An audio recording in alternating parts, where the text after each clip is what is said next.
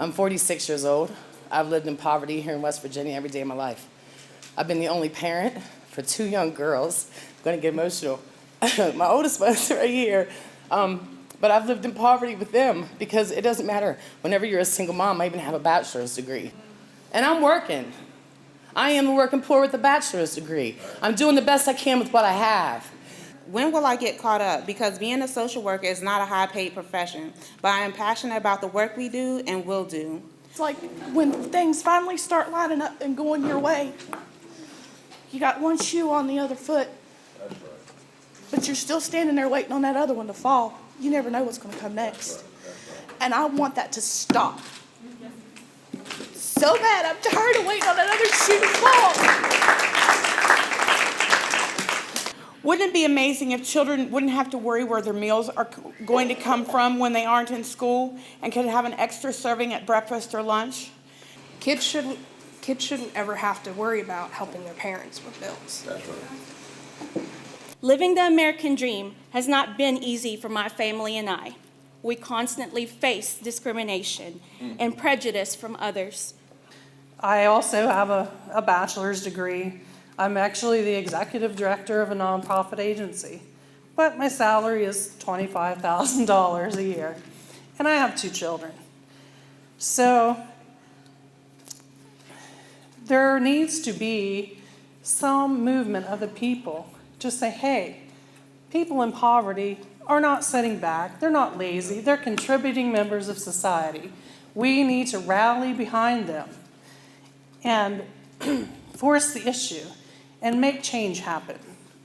We got to get some of these crucifixions off the ground and get them up in the air.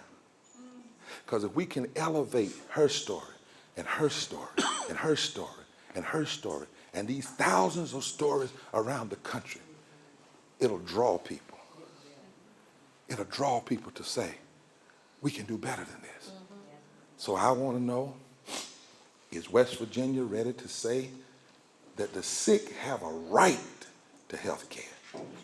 Not just access, you have that right. The Bible says, woe unto those who legislate evil and rob the poor of their rights. Is West Virginia ready to say that the poor have a right to full employment and living wages? And disabled and poor folk have a right to a guaranteed income. We say that a bank is too big to fail. Well, then people are too important to fail. I wanna be ready for change to come. I wanna be ready for change to come. We're going to turn to this change. It is the destination of a caravan that circled West Virginia's state capitol on yesterday. Participants drove home the plight the coronavirus pandemic is causing in the lives of West Virginians. It is disgusting, it is disappointing, and it is not a way to treat people. Fayette County native Jean Evans Moore is one link in the line that makes up the COVID caravan in Charleston. She says local leaders are not handling the COVID-19 pandemic correctly. The Poor People's Campaign created what they call a moral caravan as a way to show the impact the rising death toll is having on the state and the nation as a whole. And so we're here so that they will know that we remember, that at least the Poor People's Campaign remember their loss and the suffering that they're going through. Hundreds of West Virginians are among the dead in this pandemic, leaving families shattered. 2 of them died, and one has serious neurological problems for who knows how long. It's time to stop ignoring this. We feel that our leaders can do more to make sure that policies are put into place so that people that are affected by the COVID crisis are taken care of. Organizers say they will continue to fight for more coronavirus relief funding and to get the attention of state lawmakers not only on pandemic issues, but on human rights issues as well.